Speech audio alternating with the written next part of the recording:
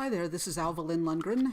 I wanted to do a quick critique and then a tutorial on the structure of the head for portrait drawing and painting. I received an email from a reader of eye level asking about how she could improve, and she sent me a couple of her drawings. So I wanted to have us take a look at those and give some insights and suggestions, and then move on into building a basic portrait drawing dealing with structure and proportion. So looking at the drawings, I've got these open in Photoshop, so I'll just flip through them quickly.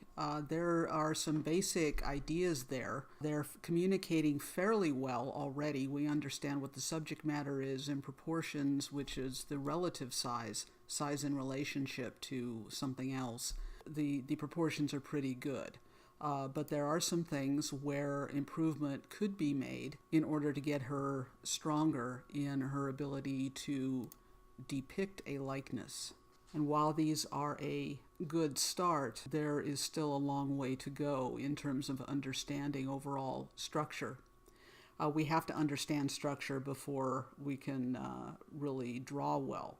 And we have to understand structure, especially if we're going to be drawing from the imagination. So there's a good deal of value contrast in each of these drawings. There is a understanding of contour and relative scale of various features, and each drawing communicates distinct personalities. This one seems to be drawn from a drawing or a cartoon, maybe an anime scene. It has a very different quality than the more realistic portraits. So to be able to draw a portrait, to be able to draw anything for that matter, you need to understand structure. And structure is that underlying thing that causes the outward appearance of something to look the way it does.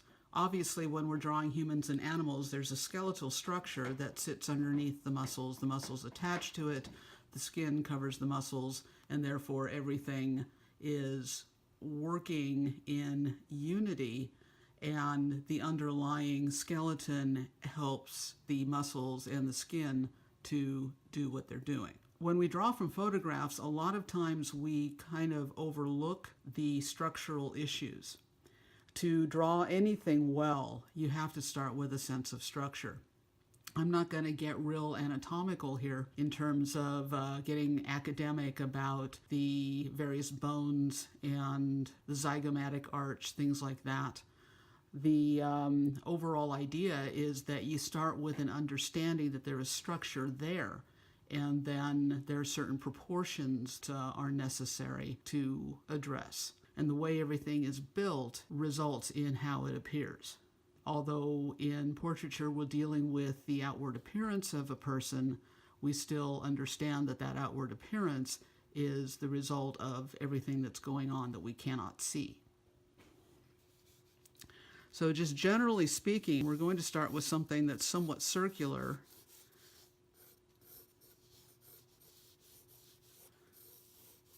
And we're going to attach a jaw area onto it. So this is going to be the top of the head. This is going to be the base of the chin. The neck will come out sort of from the side of the head.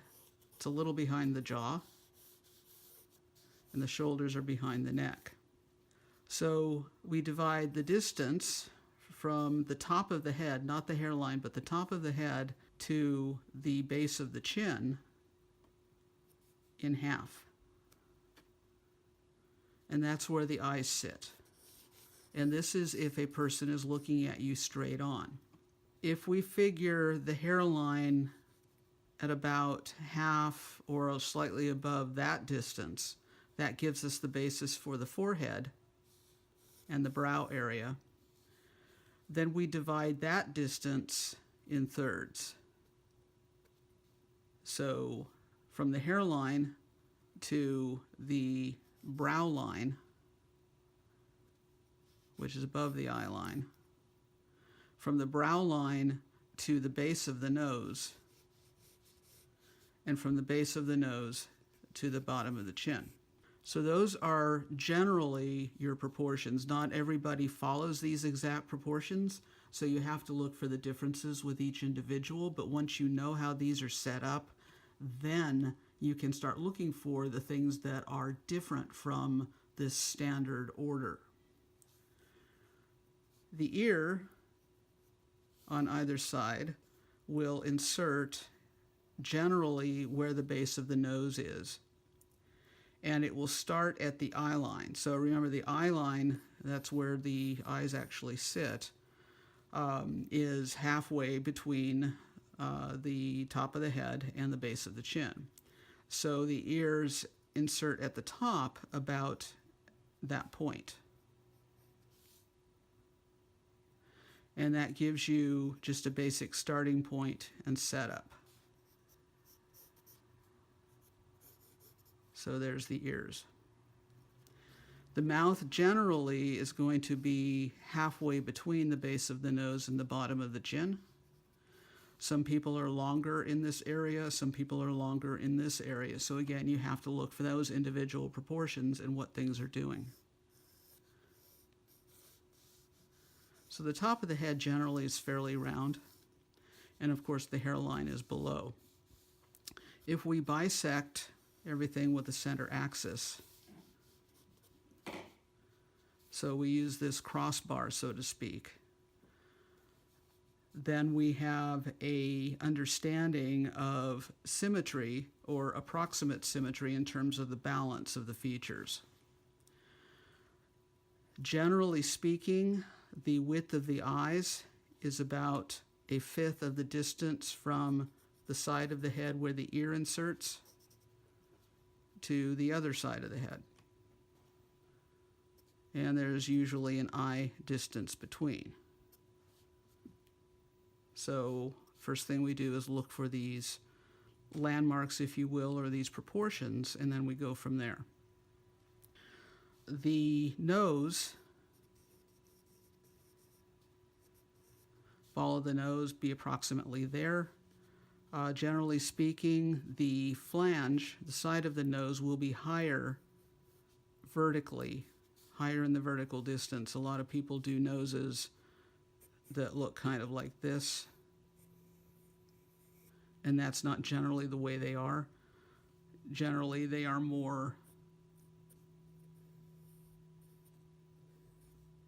like this, where the ball of the nose is going to be lower than the flange.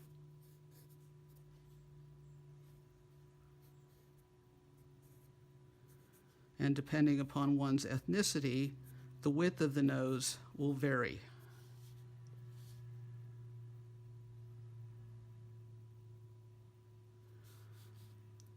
The main thing about the mouth that you want to consider is the opening of the mouth, not the upper lip or the lower lip. The first thing I always draw is the opening of the mouth, and that is the basis for me to lay in the upper lip and the lower lip.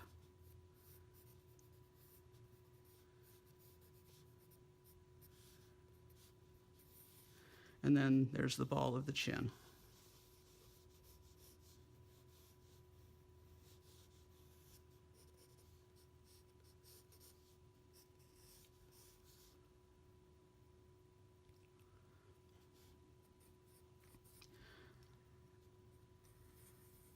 The eyes, the pupils and the iris, are actually sitting on a ball or a sphere. Of course, we can't see the sphere, but the sphere is very important to help us understand how the eyelids will wrap around the eye.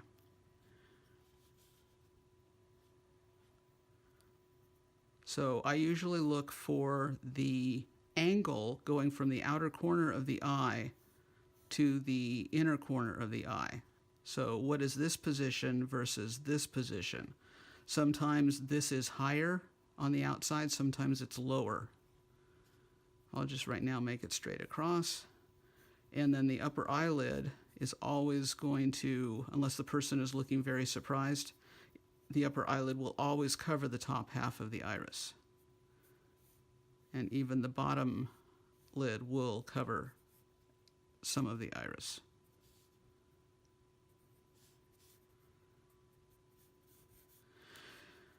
Because of this axis, if we understand where this is, whether we draw it in or not, we can look side to side and kind of measure and gauge things on in relationship to each other.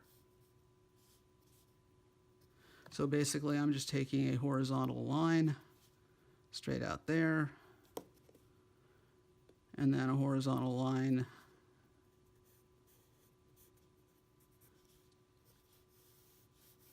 over the top of the eye.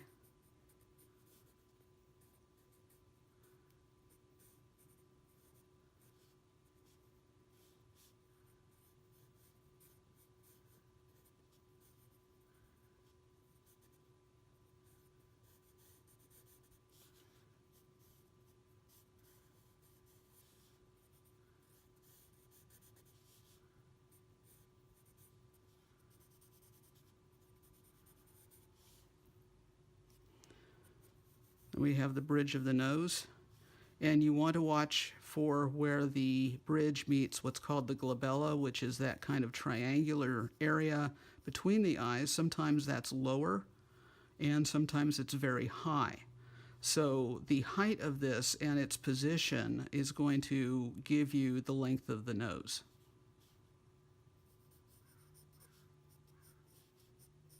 Then you want the top plane of the nose.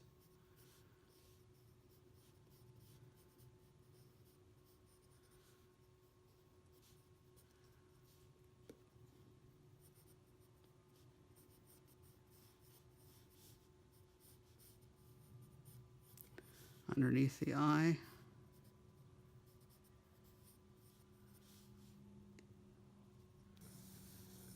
One of the things, especially when drawing from photographs, because we don't always see it, is that there is a side to the head. So we can draw the head kind of flat like this and put the features on it, make the features dimensional. But the thing is, to really get the structure going, we have to understand what's happening on the side of the head. There is a plane, a structural plane that forms the side of the cheek, and it kind of looks like this.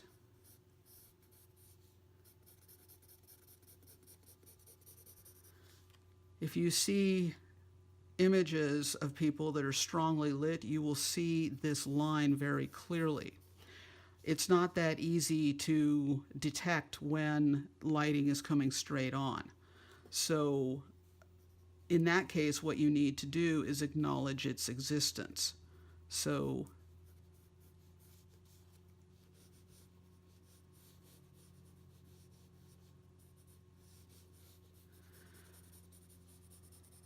that's one of the things that most people miss, especially if they've learned to draw from photographs. You can't get the dimensionality or the volume of the head without getting that break, that planar break. So we have the front plane, which is all of this right in here, and then we have the side plane, which right now I'm knocking back with some shadow. That gives us the ability to send the ears backward so that they sit, we understand visually that they sit on the side of the head and not right as the face ends.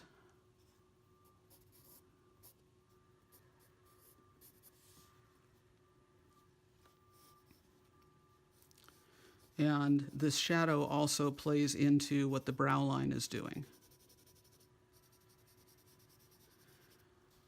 and plays a very integral part in shading.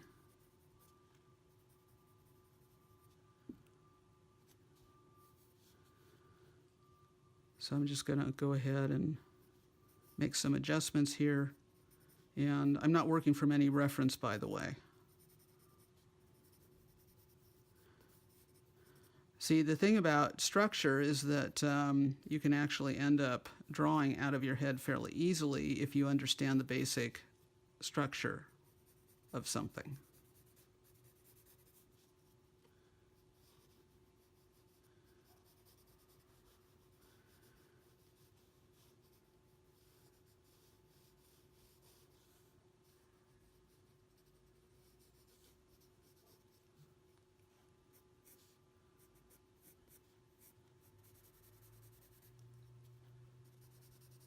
Now I haven't done the eyebrows yet because they sit on top of the brow. In other words, they're on the surface.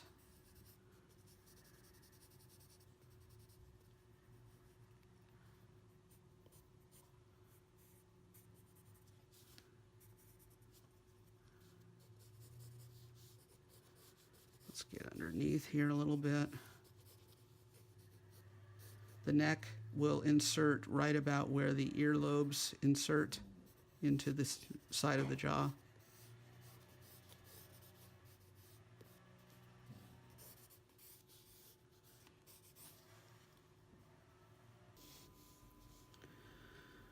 So for shading, to flesh out the form and make it more lifelike, you want to look for those side planes, the planes that are underneath the brow, that are right here at the glabella, the plane underneath the nose, a little bit of drop shadow underneath the nose as well. I want to look for the top of the chin, and again the ball of the nose, the side of the nose.